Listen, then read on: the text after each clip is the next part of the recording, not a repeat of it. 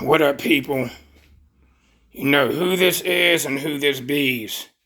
It is your boy OG Soda Pop Kid coming to you direct down here in my new garage space, which I did a couple videos already, and I will be doing videos like I do when I was down in the storage unit. Alright, but I'm giving you an update on this manual water pump that I just installed, man. I've been going back to this since yesterday. All right, and I had to order two belts. The belts I had, everything changes when you change stuff over. I had to put smaller pulleys on and order two new belts, man, in order, all of this to get the belts to fit. So when you make modifications, every time you do that, stuff changes. So tomorrow morning they'll be in and I'll see if they will fit. Okay, and I had went back to the small alternator pulleys right there. They usually, guys that build the big alternators, the 320s and up, usually put smaller pulleys on those alternators because they draw from your engine and your electricity because they put out so much amperage. So it makes them spin faster when they put the smaller pulleys on these alternators, high amp alternators, in case you guys did not know that. You know what I mean? So I have a whole bunch of pulleys. I have quite a few of them little ones, and I got the big fatter ones up there. And when I was using the bigger ones on the alternators below 300, and alternators like 220 amps and all that, I would use the bigger ones in order to make certain belts fit. So I was compromising pretty much. So I went back to the small ones. Now these are the 220s. These are not the 320s. I got rid of the 320s, man. Well, I got one left. I sold two a couple weeks ago to a dude in Tennessee. So I got a 320 left, and I got rid of them for $100 a piece. You know what I mean? So I got one left at home if anybody wants it. All right, these are Dodge Diesel Cummins big case alternators here. Okay, and I went back to the 220s. The 320s was doing good. I never had no issues with them. But when I was getting bell squeal, I kind of thought that maybe, when I went to the electric water pump, that maybe the bigger alternators was causing it. But they wasn't causing it. But these 220s are readily available, man. Like Bosch, I got a Bosch on there. You know what I mean? They're readily available, man. It's easy to get them. You know what I mean? The alternator guy that I deal with over at Murray Automotive Electric, he knows how to easily rebuild. He got the parts for the 220s because the Dodge Diesel Cummins alternators come at 240, 220, 240, straight out the factory. They come that way. So he can easily fix them other than him trying to fix the 320s, which they don't build alternators that big at this place, at Murray Automotive Electric. They don't build them that big. You know what I mean? So if something goes wrong with these 220s and I take them there, he can fix them in a minute. You know what I mean? And I ain't got to be sending them back to certain places, man, and they take God knows when to fix the alternators, and I got to ship them back, pay for it, and then I got to wait, yada, yada, yada. That's why I keep backup alternators and stuff like that, man. Like I got one backup alternator sitting right back there. Sitting right there, back there in that box. Brand ass new. So if something goes the matter with one of these, I could just swap it out. And I'm about to buy one more, technically, so I could have a couple backups, man. So I can always be ready when something happens. But I went back to the manual, and I remember the last video I had mentioned that I was married to that electric water pump. Well, technically, I thought that I was. And it's because, you see the pulley there? The neck actually sticks out past these other pulleys, without that pulley on. And when I put my old manual pump back on, a few months ago just to see if it would line back up, the pulley wasn't on it. And when the neck was too long, I thought that maybe when we designed this alternator, that we designed it different. And then I was thinking that pulley would go on turned around. But actually, no. When I thought about it after the fact, that pulley slides on and actually lines up with everything, or, I can put spacers or whatever behind it or whatever to make it line up. So, yeah, I was mistaken, man. Y'all feel me? Yeah, it goes back on. I'm not married to that electric water pump like I thought I was. So, I got this pump. It's an aluminum pump, too. Cast aluminum from Flow Cooler. That company makes, they make their own water pumps, and they make it with a special impeller, with a round impeller. Like the old manual water pump, it had an impeller that bent in a certain direction to push the water in that certain direction. These guys, they make a round, this special billet aluminum impeller, and it's just round.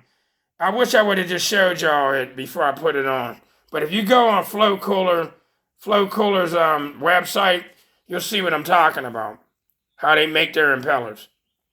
So they're just straight up and down. They're not, it'll push the water in any direction. But when I talked to the company and was telling them that my setup makes the water pump go in reverse rotation because of the belt wrap, okay.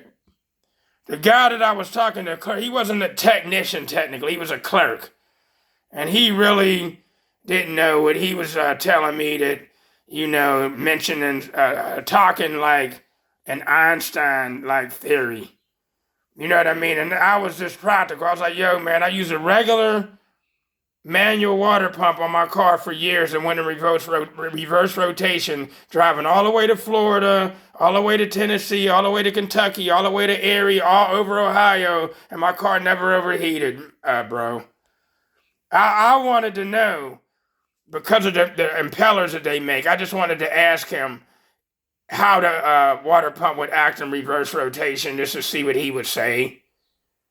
And like I told y'all before, these some of these companies and these car audio companies and stuff like that, they don't know their own equipment, man. It's like us bass heads and us guys that actually use the equipment or experiment with the equipment actually knows what the equipment can do.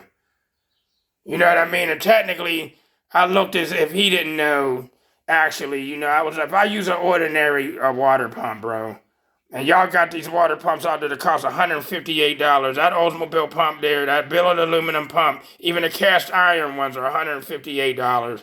When most manual water pumps are $45, $55, some $70, some $80. The only thing they don't have is that special impeller that they made. If a regular $50 manual water pump worked good on my car before, then this one will too. You know what I mean? And the electric pump worked fine.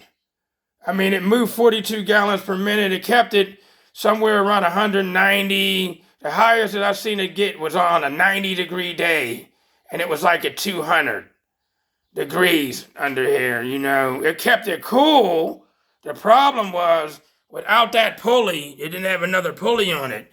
Without that extra belt wrap, I was getting a squeal, firing up in the morning, and I got tired of it burning belt off inside of the pulleys. Like, I got to get that belt residue out of the pulley. I got tired of that every morning.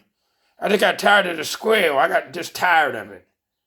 You understand? I wanted it to go back to being quiet. Quiet starts, quiet. And like before, that these manual water pumps, it just got hot sometimes. On a hot day, it would be at like 210. On a hot day, it'd get like a 210 or something like that. And I wanted it to be at like 190. But the way to fix that is to get fans that move more air. That's all. Like SPA, them fans that can go 3,000 RPMs and stuff like that. The harder they blow, the cooler it'll keep everything anyway. So I'm going to end up just getting, these fans are okay, but I'm going to end up getting SPA, like stronger fans that blow, way more air. And I have pushers and pullers on there. Two 12-inch pushers and two 12-inch pullers. And it worked. It worked just fine before. You know what I mean? Without the people would come on and say, put a shroud on, and I didn't need all of that. When I had that Manuel one on there the last time, I didn't need no shroud. Nothing overheated, nothing did anything. But that Manuel, my fault. That electric water pump is a Mazir, made by Mazir Enterprises. They make water pumps for every vehicle. You know, Chevy, my fault. One particular Mr. Gasket does not make a doggone electric water pump for an Oldsmobile, just for Chevys and all the rest of those cars. Mazir makes them for Oldsmobile. They make the 35 gallon per minute, the 42 gallon per minute, 55 gallon per minute electric pumps, man. You know what I mean? It's just that, I need to wrap. That's all. I need to wrap. And tomorrow I'll be getting these two size belts, and one of them's got to fit because I did do measuring. I have a way of doing measuring to find out what belt will potentially go on these when I get them done. I don't use string. I got this oversized belt that I use, and I just pinch the excess. I pinch it with a clamp, and then take a marker and mark it, and then stretch it out, and then measure how many inches it was too big. That's all. It's that easy, man. People would be like, do it with a string, and okay. I'm not saying that don't work, but what I do works. You know what I mean? And another thing I'd like to say while I'm on here. So I've used many belts. You remember, if y'all remember the one video, it's on YouTube that I posted when I was thinking that the Gates belts, at one point I thought the Gates belts was the best belts out there. I thought. And then I started doing research on YouTube, and certain guys, mechanics, was saying how Gates belts is not made in America anymore. They're made in Mexico, and now the quality then went backwards. And back when I was using them, I was still getting slippage and stuff with them. You know what I mean? And I was going to O'Reilly's because they sell Gates, but Napa also sells Gates. They're just Napa belts. They're Gates belts with Napa's name on them. And an issue I was dealing with a manager when I had the last modification up in here, and these modifications don't call for a belt. You got to find out what belt is going to fit. And I had issues, and I had a Dayco belt on here for years and years and years and never had a problem with the Dayco belt. So I was just like overrating those Gates belts because I don't need to get a Gates belt. And I've also used Continental belts. They're pretty good belts too. But I get them from Amazon. And all jokes aside, those belts and all of that are quite a bit cheaper on Amazon than they are in the auto parts stores. Like them Gates belts, I was getting taxed for them down at the rally, $70 and $60 and crazy, you know what I mean? And I went on Amazon and the belts was a hell of a lot cheaper. Some of them belts was like $25, $30 on Amazon. The same exact belt, same exact sizes. You know what I mean? So sometimes I would go to Advance, and if I knew what size belt I get, and I would get the price, and it'd be like $59 and $49. There's times I would go on Amazon, and that same belt would be $10 to $15 cheaper. You know what I mean? Yada, yada, yada. Just to give y'all some insight. But, yeah. That's that. You know what I mean? So, tomorrow, I'll put the belts on and let this run and let it purge and everything, and go from there. And about the frame, I got in touch with a guy in Erie that pretty much does all of that, man. Named Brandon Bennett. And yeah, we talked because I did take my car to another mechanic, and this is the problem, people. I'll just share this with you. Back in like 2012, okay, me and a mechanic buddy, I haven't seen him in years, man. You know what I mean? He was real good at fixing cars. Okay, but we were together, and my car was lifted in the air, and what we had did was I had ended up putting hockey pucks up under the frame when my original frame bushings went bad. So we had took the body off the frame, and I went to Dick's and brought hockey pucks because I've seen guys do it, and guys that lift their cars way up off of the ground to be able to put 30-inch rims and stuff on their vehicles like this. I've seen one guy, whoever did his car, use hockey pucks, and they just stacked them and lifted the body up. Okay, so, and hockey pucks are pretty strong. And some people was telling me about them. Some people don't agree with them, but there's been hockey pucks up under here since 2012. So I went and brought hockey pucks and drilled holes in them and blah, blah, blah, and we put them around the whole frame. Well, when we were doing that, I had shot expander foam all up into the frame, thinking that I was preserving the frame while protecting the brake lines and gas lines and stuff like that. So now that I need framework, that's the issue. Is they see that expander foam up in there and they're panicking. And I understand where some of them is coming from. Okay, yesterday I went to an old school guy, an older guy that this has been his hobby since he was a kid, and he's 67 years old. And he's been working on cars forever, and he knows Oldsmobile. He said he used to rebuild Oldsmobile engines and race them and all that. My one guy that I like going to had mentioned, the hockey pucks. My fault. And mentioned the expander foam and the gas and removing the gas tank and that, and he just didn't want to get into that work. And that what could happen is it could catch fire if it hits an arc. Okay, well, this guy said the same thing. The older guy, he looked under, he's like, oh, no, man, there's expander foam. He was like, whoever you decide to take it to, make sure they know what they're doing. I just looked at him and I was like, okay. All right, usually when I go out of town and go to somebody, the mechanics out there, they be hopping on stuff without even breathing. Like the right side of that frame, the rear of that frame, some time ago, had got done by a guy named PJ Moore out in Ohio. And to say I had the expander foam and everything was under there, I watched this guy. Now, I don't think PJ realized how gifted he really is. He lives in Ashtabula. He has everything at his house. He has, air tanks. Everything's at his house. And he lives like in a trailer park out there. And I would take my car to get certain modifications done by PJ. And this dude's every bit of like 5'7", 140 pounds. I watched this guy lay on his back. So I got special made springs in the back of this car. Coil springs made by Coil Spring Specialties out in Kansas. They make springs for any vehicle, any way you want them to make it. All right, years ago, I got those, so 2017, I got those springs done by them.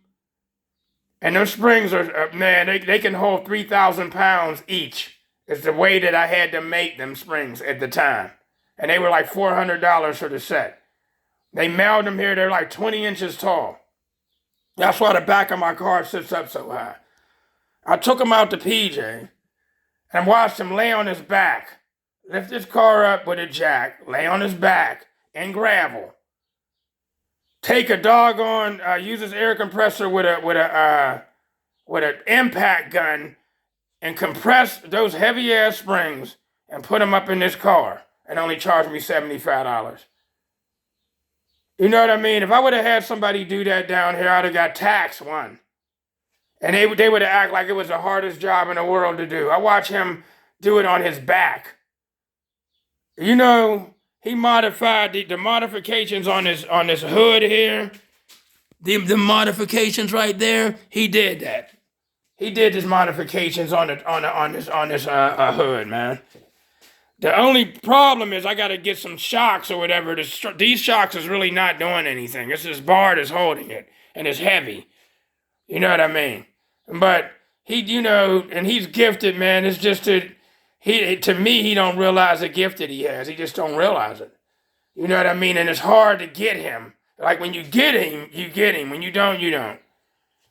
You know, and he would have been one of the ones that would have jumped right on that frame because he sat there and welded that frame with all that expanded foam there without an issue.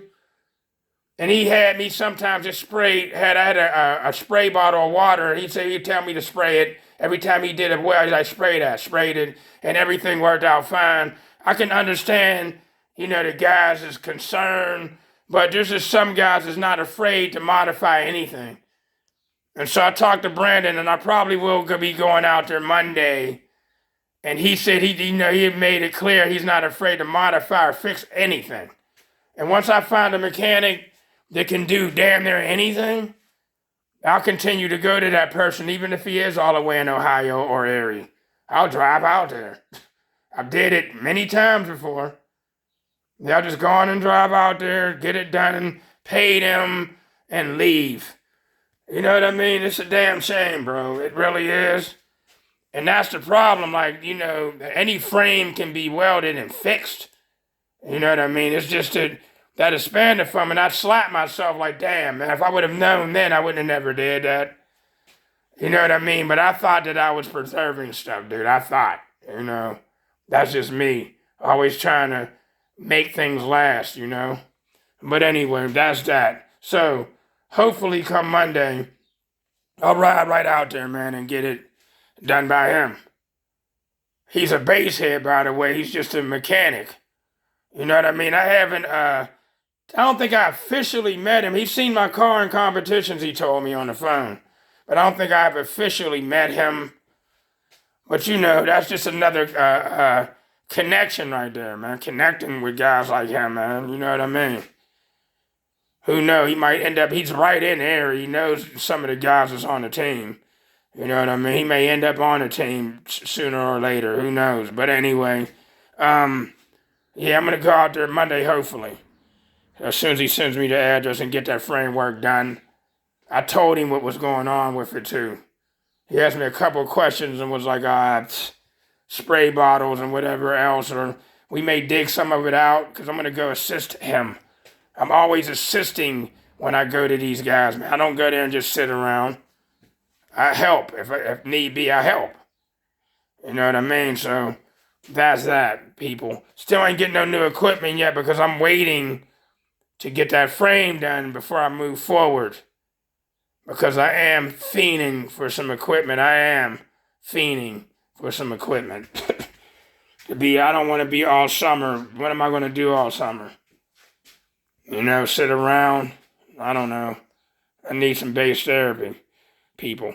All right, 22 minutes in, almost 23 minutes in on this. So that, when I get that belt and everything on here, I will do a video of it running.